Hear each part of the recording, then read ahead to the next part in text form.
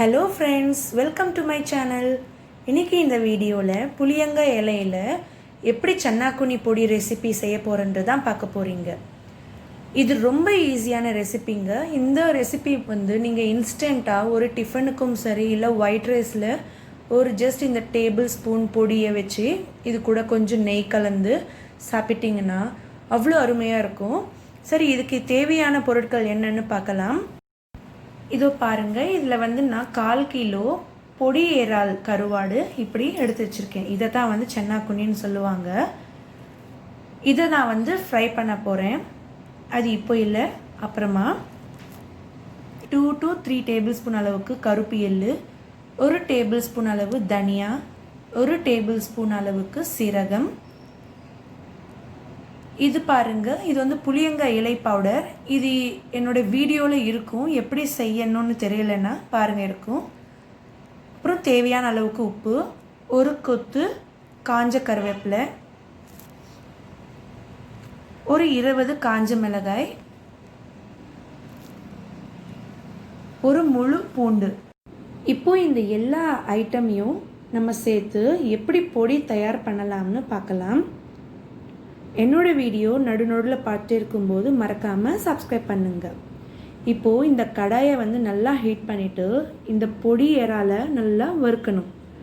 அது ஒரு கிட்டத்தட்ட ஒரு 2 நிமிஷம் வரையிலும் இப்படி நல்லா பொன்னிறமாக வர வரையிலும் நல்லா வறுத்துக்கோங்க. இந்த பொடி இறால நம்ம வறுக்கும்போது அதில் இருக்கக்கூடிய பச்சை வாசனை இருந்தாலும் சுத்தமாக போயிடும். அது மட்டும் இல்லாமல் நல்லா பவுடர் ஆகக்கூடிய அளவுக்கு நல்லா கிறிஸ்பியாகவும் ஆகிடும். அது மட்டும் இல்லாமல் இது கூடவே மண் இருந்தாலும் கூட அது நம்மளுக்கு நல்லாவே நம்ம க்ரஷ் பண்ணுறப்போ உதிர்ந்துடும். அது எப்படி பண்ணலாம்னு நான் உங்களுக்கு சொல்கிறேன். இப்போது இந்த வறுத்த பொடி இறால வந்து நம்ம இந்த பிளேட்டில் ட்ரான்ஸ்ஃபர் பண்ணிக்கலாம்.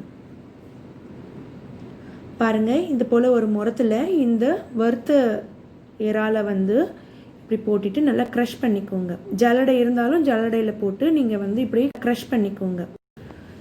அதுக்கப்புறமா இந்த முறத்தில் இப்படி ஆட்டும் போது பாருங்கள், அந்த மண் எல்லாமே கீழ்ப்பக்கம் போய் சேர்ந்துடும். அதுக்கப்புறம் நீங்கள் மேல் பக்கமாக இருக்கிற அந்த பொடி இறால வந்து அப்படியே எடுத்து நீங்கள் ஒரு பிளேட்டில் போட்டுக்கலாம். அதே மாதிரி மிச்சம் இருக்கிற அந்த பொடி இறால வந்து அதே மாதிரி செஞ்சு அப்படி கொஞ்சம் கொஞ்சமாக எடுத்துட்டிங்கன்னா அதுக்கப்புறம் பாருங்கள் மண், ஓடு இது போல் ஏதாவது இருந்தாலும் அடியில் தங்கிடும். இது நீங்கள் தூக்கி போட்டலாம். இதுக்கு அடுத்தது அதே கடாயில் இந்த புளியங்காய் இலை பவுடரையும் நீங்கள் போட்டுட்டு இது தீஞ்சிராமல் அப்படியே கண்டினியூஸாக இப்படி ஒரு 2 நிமிஷம் வரையிலும் வறுத்துக்கணும். நம்ம ஏன் இது இப்படி வறுக்கிறோம்னா இதில் பச்சை வாசனை இருந்தாலும் அது சுத்தமாக போயிடும். அதுக்காக தான் நம்ம வந்து இதை இப்படி வறுக்கிறோம். எல்லாருக்குமே ஒரு கொஸ்டின் இருக்கும், இந்த புளியங்காய் இலை பவுடர் எப்படி செய்யணும் அப்படின்றது.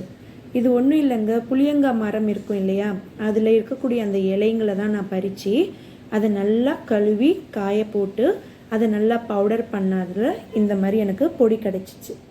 ஸோ இதை வந்து எப்படி பண்ணணும் அப்படின்றது என்னோடய வீடியோலையும் இருக்கும், பாருங்கள். அதை நீங்களும் ஒரு தடவை ட்ரை பண்ணிக்கலாம். இப்போ 2 நிமிஷம் அப்படின்னு நான் விடாமல் வறுத்ததில் அதுக்கப்புறம் நான் எடுத்து இப்படி ஒரு கிண்ணத்தில் போட்டு வச்சுக்கிறேன்.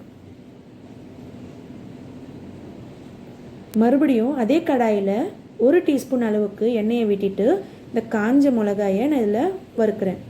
இப்போ இது கூட 1 டேபிள் ஸ்பூன் தனியா, 1 டேபிள் ஸ்பூன் சீரகம், இது அப்படியே ஒரு 2 நிமிஷம் வெள்ளம் விடாமல் ஃப்ரை பண்ணி இது கூடவே 1 கொத்து காஞ்ச கருவேப்பிலையும் நான் இதில் போட்டுக்கிட்டு வறுக்கிறேன். இந்த காஞ்ச கருவேப்பிலையை நம்ம எல்லா டிஷ்ஷஸ்லேயும் நம்ம ஆட் பண்ணோம்னா நம்மளுக்கு சாப்பிட தூண்டும். அதுக்காகத்தான் நம்ம வந்து காஞ்ச கருவேப்பிலையை ஆட் பண்ணிக்கணும். இப்போ இது வறுத்து முடிச்சதுக்கப்புறம் நான் இதை எடுத்து ஒரு உரலில் போட்டுக்கிறேன். உங்களுக்கு உரல் இருந்தால் சரி, அப்படி இல்லைன்னா நீங்கள் மிக்சியில் கூட நீங்கள் போட்டுக்கலாம். ஸோ எனக்கு எப்போவுமே உரலில் போட்டு இடிக்கிறதுல எனக்கு ரொம்ப பிடிக்கும். அது இல்லாமல் டேஸ்ட்டும் டிஃப்ரெண்ட்டாக நல்லாவும் இருக்கும். மிக்சியில் விட இது ரொம்பவே டேஸ்டியாகவும் இருக்கும். அதுக்காக நான் உரலில் போட்டு இடிச்சுப்போம். இது கூட கருப்பு எள்ளு ஆட் பண்ணி அது நல்லா பொடி பொடியாக ஆனதுக்கப்புறம் வறுத்த இந்த பொடியரால் நான் இந்த உரலில் சேர்த்துக்கிறேன். இதையும் வந்து நல்லா பொடி பொடியாக ஆக்கிக்கிறதுக்கு நான் வந்து தேவையான அளவுக்கு உப்பு இதில் வந்து ஆட் பண்ணிக்கிறோம். ஸோ நம்ம இன்ஸ்டண்ட்டாக பொடி நம்ம டிஃபனில் சேர்த்து சாப்பிட்றப்போ அப்போது கரெக்டாக இருக்கும். அதுக்காக இப்போ தேவையான அளவுக்கு ஆட் பண்ணிக்கிறேன். இது நல்லா பொடி பொடியாக ஆனதுக்கப்புறம் இது கூடவே இந்த புளியங்காய் இலை பவுடரை வந்து இந்த பவுடரோட சேர்த்துக்கிறோம். சில பேருக்கு இந்த பொடியரால் போட்டு இந்த பொடி செஞ்சு சாப்பிட்றது பிடிக்காதுன்றவங்களுக்கு நீங்கள் இந்த பொடியரால் இல்லாமலேயும் கூட நீங்கள் இந்த பொடியை தயார் பண்ணிக்கலாம். நல்லாவும் இருக்கும்.